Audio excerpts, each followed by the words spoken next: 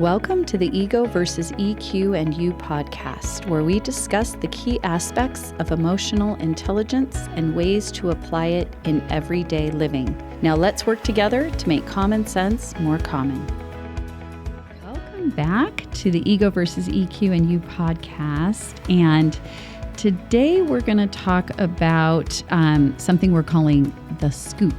If you listen to episode 12, we started a new series, and once a month, the three of us will be discussing current events or interesting articles that we've come across or stories from the road or listener feedback.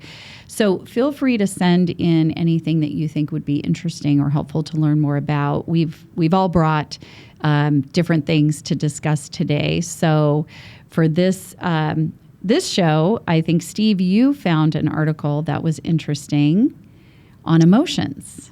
I did indeed. It actually came from Positive Psychology, and it's called How to Express Emotions, 12 Ways to Communicate Feelings. And the reason this really caught my attention is because as we look at our EQI assessment, and specifically emotional expression, a lot of people, when they're initially introduced to this concept, talk about the fact that they're not comfortable expressing emotions, that the workplace, I need to kind of keep my emotions to myself.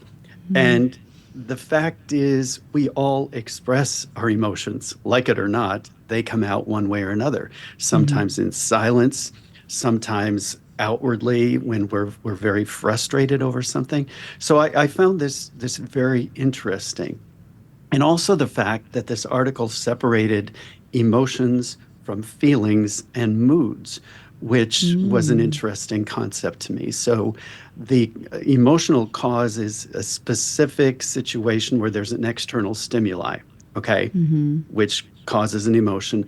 The feelings then are my reactions to that emotion, okay? And then we look at the moods, which are generally more long-term, and we don't always have a clear picture of where they came from. It's more of a generalized situation that creates a mood.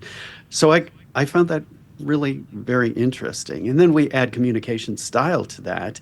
And some of us have a tendency to need to express our emotions more, and others need to kind of quell those emotions that tend to flow outward in a very natural sort of way. So I thought it was very interesting. I agree. Something that I thought that was noteworthy in the article was the feeling dictionary. For those of you listening, Yes.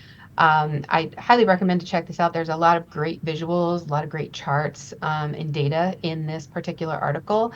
And so many of us, I feel like, to your point, Steve, respond to the stimuli with the feeling, but we don't connect the thought to the feeling. So I'm feeling angry, but why exactly am I feeling angry? Right. We're just responding to the feeling and not, drilling down to figure out what the thought is that's attached to why we're feeling that way. Exactly. And I think impulse control comes into play so much with the expression of our feelings. Some of us hold those emotions in, which creates internal stress for us. And sometimes if we don't have a lot of impulse control, we tend to put it out there and maybe have a tendency to stress other people out because of the unpredictability of what we tend to say in the moment. Yeah, I'll definitely link the article in our show notes so anyone can check that out. It is really interesting and helpful. And I agree, Steve. I think, as we've done thousands of these EQ assessments over the years, there has been a decline in the emotional expression scores. I think people are more concerned, or I don't know, maybe they don't have the skill set, the emotional literacy to share as much, but I think there is some fear around it. So that is a helpful how-to tutorial. Right, exactly. And I think another thing that I read in the article that really stuck with me, it's like sometimes when we tend to be very emotional about a subject, we tend to speak in absolutes, and that tends to elevate the challenge, not only for ourselves, but for the people that are our audience, whether it's an individual or a group of people. And it can also play out in a passive aggressive sort of way if we tend to hold back, too long, and then all of a sudden we may have an outburst. So again, I think what's interesting about this article is it talks about the positive aspects of ways to communicate our feelings, because they're going to be out there one way or another, whether it's nonverbal or verbal. But there are ways to use them that will benefit us in terms of building relationships and gaining trust and respect. Great. Okay, good find. Good find, Steve. Well, thank you. Okay, I'll go next. Something completely different. This is from an article I found from resumebuilder.com. This came out in January of this year. And the headline is 7 in 10 remote workers have multiple jobs. 70%. Now, I know people who have had multiple jobs. In fact, we have clients that have told us stories of discovering some of their employees are working for a competitor. And honestly, not just virtual either. We have one client in hospitality that said their bellman would come to work on certain days in a different outfit. And they didn't have uniforms at their location, but he would wear this kind of odd uniform kind of looking thing on a couple of days. And they realized he was working a second job across the street at a competitor property hotel, and sometimes on the same day. So he would run over there, run back, run over there, and run back. So it's happening, but I was shocked at how much it's happening.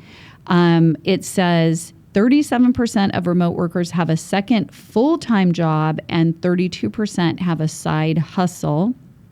And 3/4 of workers with multiple jobs are running their own business on the side. And I don't know how common this was when we were in office all day, every day. But in some cases, this article actually talks about in-person office. So they're not really working the full 80 hours that you would traditionally think of 2 full-time jobs. The 31% of employees with 2 full-time jobs work between 50 and 70 hours a week. So, what do you think about this? Well, the first thing that comes to mind is I draw the distinction for people who just have a part-time job in an unrelated field. So it's not so much having a second job as these are situations that you're describing where people are working for competitors at the same time, which really brings integrity and values into the picture. How can I be true to both organizations if the organizations are fighting one another for market share, for example? Yeah, that does create a whole nother dilemma, I think, if they are truly in competing industries, in a competing organization. And my other thought is, having had full-time jobs, I can't imagine having the bandwidth to give a complete set of skills to both of those jobs at the same time. Yeah. I have some strong thoughts. Yes, I can't wait on to this hear. topic. Yes, I can't wait to hear. Let's hear them. Okay. Well, first of all, let's talk about the term side hustle. Yeah. This crashed upon us. I don't know. The first time I remember maybe hearing it widely used was probably about maybe 15, 20 years ago, coming out into, widely used. And I feel like that changed the way we look at other jobs or part-time jobs or other ways to gain income, because it has the word hustle in it. It automatically evokes kind of a negative connotation. When I was growing up in the 70s, 80s, and 90s, people who had more than one job were revered. You were shown to be, wow, this person is a hard worker. They have 2 full-time jobs or 2 jobs. Some people had, I was a child of a single mom. She had 3 jobs at one point when I was growing up that she was working. And, people viewed that as, you do what you need to do to get done what you need to get done. And but now, as we've gravitated into this very different work landscape of being able to work remotely or virtually, even attend college. I mean, let's talk about people getting their degrees while they're at work, right? Because they can just respond to a discussion board post and go ahead and do that. Well, then the question starts to become, are you paying me for my time, or are you paying me for my deliverables? A very Gen X thing to say, by the way. But you're right. You're right. If they're getting the work done and they can do it in 20 hours a week instead of the traditional 40, does it matter that they're only working the 20 hours? And that's something, obviously, that would have to be a conversation between the employer and the employee, right? And an understanding. And again, to your point, Steve, conflict of interest, that has to be accounted for. Yeah. I feel like, though, you could have jobs that are in the same type of industry, but not necessarily be competitors as well. I think that could be an option as well. But, when I looked through the article, Jen, that you sent over, it's chock full of tons of statistics. And, a lot of the people, my question is always like, well, why? What is it always just about money? Is it just about making ends meet? And what I thought was really interesting about this was that it said 43% say they're gaining additional work experience, which I never thought of it that way as well, right? But also 39% are using their second job to pursue a career they're more passionate about. Yeah. Yeah. And I think even their own business, those that are doing the second job for themselves, it's because they've got a passion in something and they need some time for that business to grow big enough to support them as a full-time job. I think the complexity of this has come into play with people working at home to a much greater extent.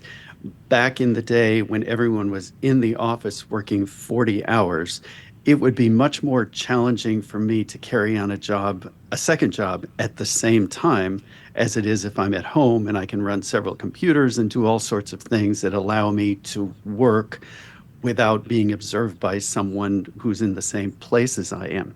So, but I totally agree with what you're saying, Ange. I think over the years, I looked up to people who had that second job, who worked during the day and had a separate job at night. It's a complicated scenario that has come of this process, no doubt. Absolutely. I mean, I was in the Navy as an air traffic controller, and I worked 2 jobs.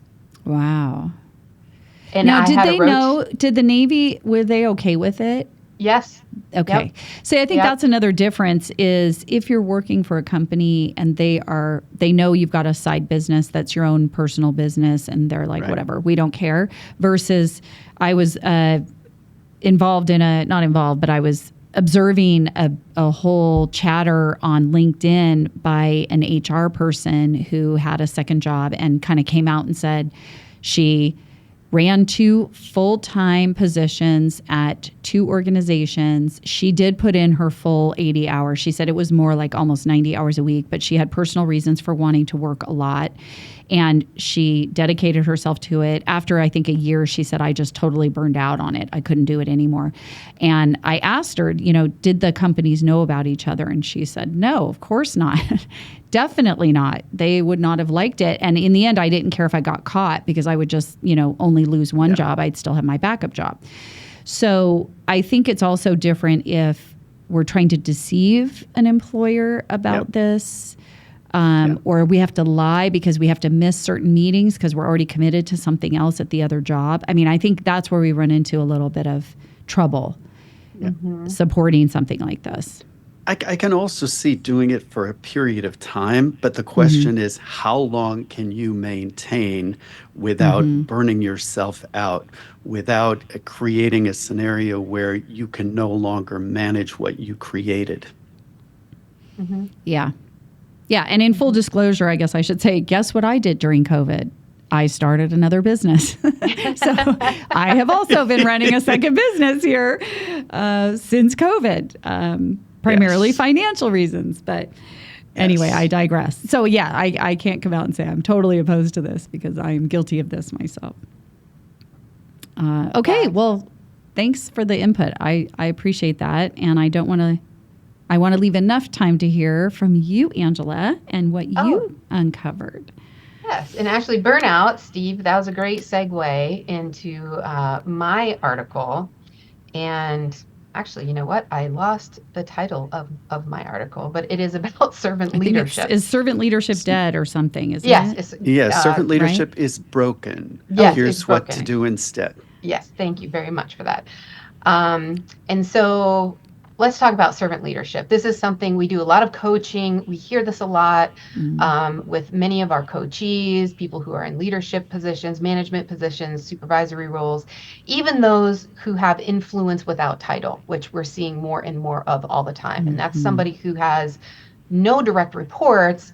However, they are an influencer of the decision making or some decision making process in some way.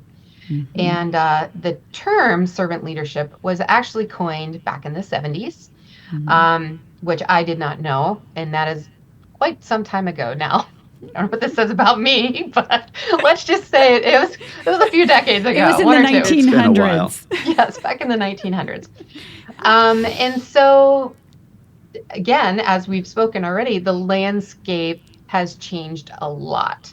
And Mhm, what's happening and I know I'm seeing a lot in my coaches, I'm not sure you, both of you, is that this idea of servant leadership is morphing into self-sacrifice. mhm, Everything above the leader, right? The mission, the people, the problems, everything. mhm, While I can see where, in some ways, that would be a very supportive, foundational leadership team to have, it is not sustainable.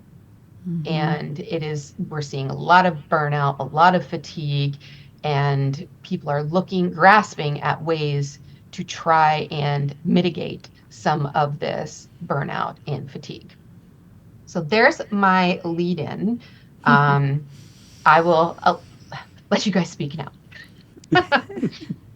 I don't know, Steve, if you had this experience, but when I first got into corporate learning in the 90s, I had a copy of the Robert Greenleaf Servant Leader pamphlet. It wasn't even a book. It was just like a paper pamphlet that Yeah. Wow. outlined his whole principle and philosophy, and there were servant leadership workshops that you could go and take and learn more about it. And it resonated at the time because it was very contrast to the old school top down heavy dictatorial traditional leadership model or management model, you might say, back then. And to me, it really resonated, of course, because it ties so much to being in, EQ and being self-aware and supporting your teams. But I agree that it has almost morphed into, and we talk a little bit about it even in Ego Trap, for not letting go of control, because Mhm. leaders will use servant leadership as an excuse for why I'm still involved. I'm helping you. I'm not better than you. I'm contributing like an individual contributor would. Look at me rolling up my sleeves, being one of the guys. I'm not too good for this work. But it actually just mucks up the system sometimes because they don't need another coworker. They need a leader. Yeah. Well, I think there are a lot of great points in the article, but I'm going to do a little counterpoint here Great. because I think the notion of dedicating yourself to helping others achieve their full potential is really what servant leadership is all about. And when it's done right, it can work wonders. But I go back to what we talk about with respect to emotional intelligence when things are out of balance. Okay. I think when servant leadership is broken, it's because we've lost sight of ourselves in terms of what we're trying to do for everyone else. And you described the burnout, all those things that can happen. So I don't think servant leadership in and of itself, and my desire to help others reach their potential, is a negative aspect of what this is all about. It's like if I lose that balance and I lose my focus and my self-awareness is now lost in trying to help other people, yeah, it can be a very damaging thing to me individually. You bring a great point with the balance of it all. And, one of the little pointers that they put in this article of how to kind of maybe better fix this, and they're suggesting a rebrand of the name to compassionate leadership versus servant leadership, which actually what you just described, Steve, was pretty much a perfect definition of compassion, right? And compassionate leadership. Yes. But one of the things they mentioned is stop being available all the time. And the one thing that I like about that, and again, something we're seeing in our Coach E's, is if you are always there to help solve a problem, and Jen, I know we speak of this ad nauseum sometimes, as the decline of problem solving, right? So if you're always there to help solve the problems, then how is anybody else going to bolster their problem solving skills and the way that they approach things? And the one of the tips that they put in here that I loved was, instead of jumping into problem solving mode as a leader, I have been guilty of doing that many, many times because I'm a problem solver. But instead of doing that, asking what would be most helpful for me to do, right? How can I best support right now? And not automatically jump into that problem solving mode. But I get it. People are busy. People have deadlines, and it's like the faster you can solve a problem, the faster you can move on to the next one. But thinking about the long-term ramifications of that and the potential weakness of the upcoming generation of problem solvers and how that might affect them. I think too, boundaries come to mind. Okay, if I'm making myself available 24/7, I'm probably going to burn out. If I'm not sending emails in the middle of the night or expecting people to respond, I'm probably going to have a more healthy well-being. So the boundary piece, I think, is an important part of making sure that I don't lose sight of myself and what I need.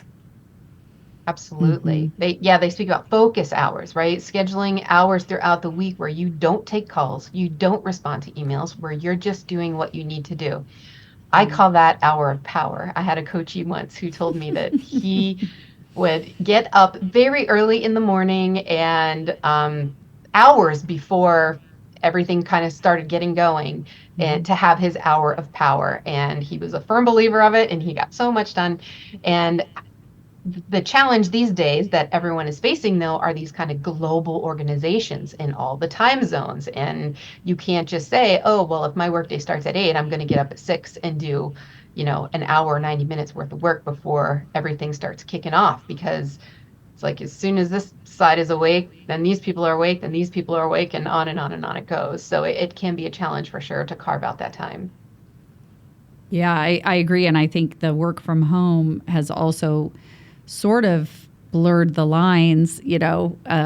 For a long time we were working really hard to have work-life balance, and now everyone is saying there is no balance anymore because work is home, and I am having to be available for calls outside of traditional hours to support offices that are in other places. So boundaries are important. I agree, if you can do it. And we talk a lot too about empathy and assertiveness, and empathy certainly is at the heart of compassionate leadership and servant leadership. But assertiveness does need to be in there in balance in order to minimize some of the negatives of the servant leadership model. But I'm a fan. Yes. Overall, I am a fan, and I hope we find the happy medium there. Yes, I agree. Okay. Well, thanks for bringing those articles, and I will post links in the show notes to the 3 we talked about today if you guys want to see more from those or learn more about the statistics included in those. This is going to conclude season 1, and we are going to take a little break and come back for season 2 in the fall. Don't forget about us while we're on hiatus.